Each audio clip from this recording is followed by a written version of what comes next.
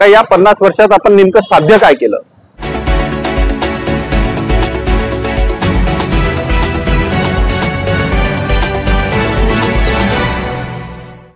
फायदा सांगा, फायदा सांगा, दारूबंदीचा फायदा सांगा, फायदा सांगा, फायदा सांगा, दारूबंदीचा फायदा सांगा, फायदा सांगा, फायदा सांगा, दारूबंदीचा फायदा सांगा। छत्रपती शिवाजी महाराज की जय। 50 वर्षे पूर्ण झालेल्या दारूबंदी कायद्याचा फायदा काय झाला हे विचारण्यासाठी वर्धा धरणे आंदोलन। जय महाराष्ट्र युवा संघटनेच्या वतीने गांधी पुतळ्याजवळ धरणे आंदोलन। वर्धेत डुप्लिकेट दारूचे मोठ्या प्रमाणात पाहायला मिळत आहे दुष्परिणाम। वर्धेत दारूबंदी कायद्याचे फायदे सांगा म्हणत धरणे आंदोलन करण्यात आले। 50 वर्ष दारूबंदी कायद्याला वर्धा जिल्ह्यात पूर्ण झाले असून पूर्णपणे दारूबंदी अजूनही बंद झाली नाही। डुप्लिकेट दारू मोठ्या प्रमाणात वर्धा जिल्ह्यात येत असल्याने त्याचे दुष्परिणाम पाहायला मिळत आहे। जय महाराष्ट्र युवा संघटनेच्या वतीने वर्धेतील गांधी पुतळ्याजवळ धरणे आंदोलन करण्यात आले। यावेळी जोरदार घोषणाबाजी करण्यात आली।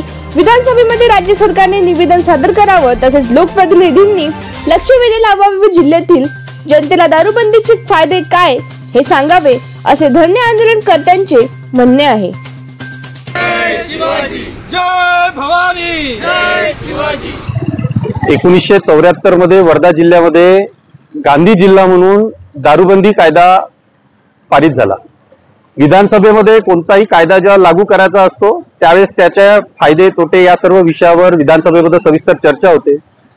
कोणताही कायदा लागू करताना तिथल्या समाजमनावर त्याचा काय परिणाम होणार आहे, तिथल्या लोकांच्या जीवनमानावर त्याचा काय परिणाम होणार आहे, प्रशासकीय यंत्रणेवर त्याचा काय फायदा होणार आहे, या सर्व पद्धतीने चौफेर विचार करून कोणताही कायदा लागू होतो। जो वर्धा जिल्ह्यामध्ये दारूबंदी कायदा लागू झाला त्याला या वर्षी 50 वर्ष पूर्ण होऊन राहिलेले आहे। आज या 50 वर्ष म्हणजे रौप्य महोत्सवी वर्षात आपला हा कायदा येऊन पोहोचलेला आहे। या 50 वर्षामध्ये आम्ही राज्य सरकारला या ठिकाणी हा प्रश्न विचारतोय का या 50 वर्षात आपण नेमकं साध्य काय केलं?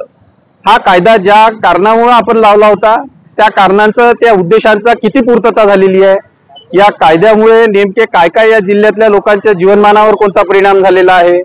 या कायद्यामुळे या जिल्ह्यातल्या कोणत्या कोणत्या न्यायालयीन व्यवस्थेवरचा काय आज परिणाम आहे? प्रशासकीय यंत्रणेवरचा कोणते कामकाज कमी झालेलं आहे? रोजगाराच्या संदर्भात या कायद्यामुळे कोणकोणते फायदे झालेले आहे? महात्मा गांधीजींच्या विचारांना या ठिकाणी या जिल्ह्यातल्या लोकांनी आत्मसात केलेला आहे, परंतु या कायद्यामुळे या जिल्ह्यामध्ये मोठ्या प्रमाणात अवैध दारू विक्रीचा जो ऊत आलेला आहे त्याचे दुष्परिणाम हा जिल्हा गेल्या 50 वर्षापासून भोगून राहिलेला आहे। आज वर्धा जिल्ह्यामध्ये मोठ्या प्रमाणात डुप्लिकेट दारू या ठिकाणी उपलब्ध होऊन राहिलेली आहे आणि हे डुप्लिकेट दारू जे आहे हे लोकांच्या आरोग्यावर थेट परिणाम करून राहिलेली आहे। याचं जिवंत उदाहरण म्हणजे